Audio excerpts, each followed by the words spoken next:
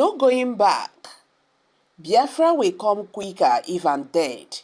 Nnamd says in Resurfaced video causes panic.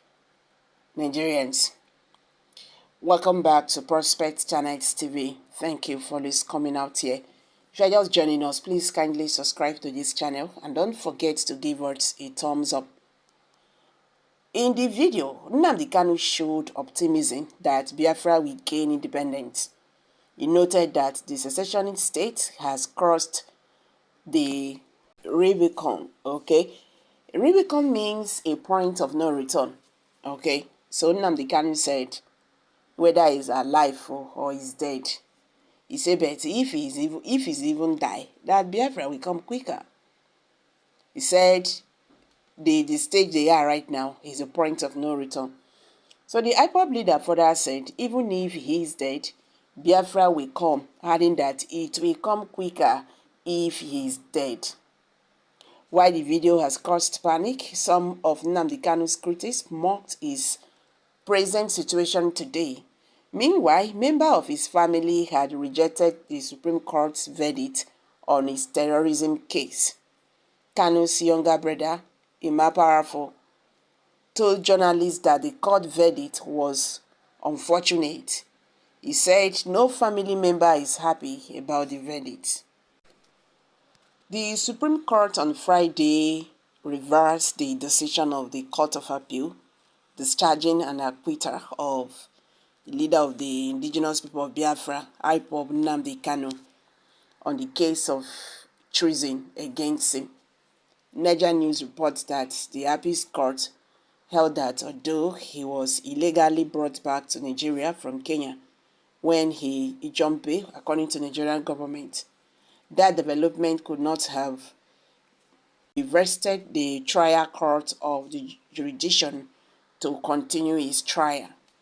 So the court, in unanimous decision by a 5-member panel of justice, acknowledged that the federal government acted irresponsibly when it forcefully brought Kaun back to the country from Kenya against all known laws.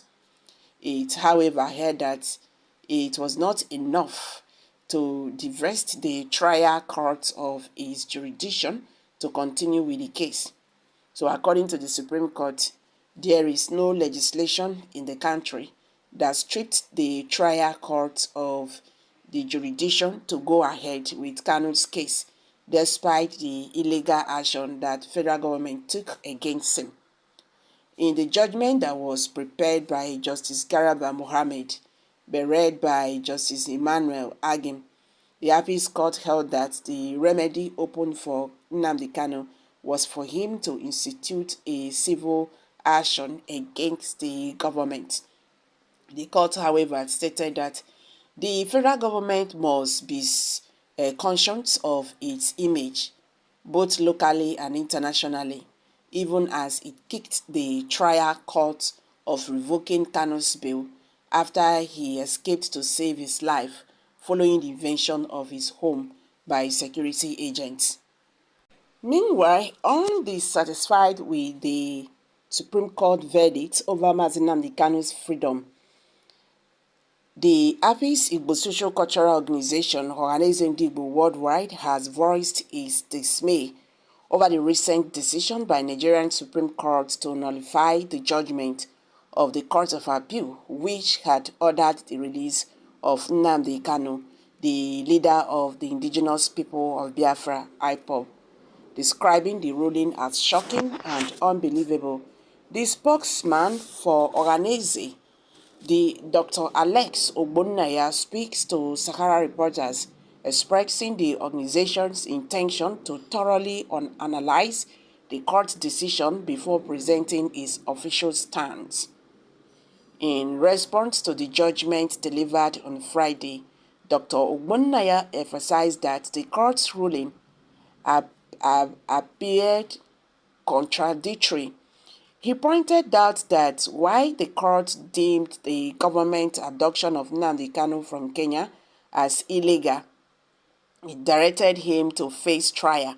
This, according to the Oraneze spokesman, raises concerns about the government potentially benefiting from its own wrongdoing through his judgment.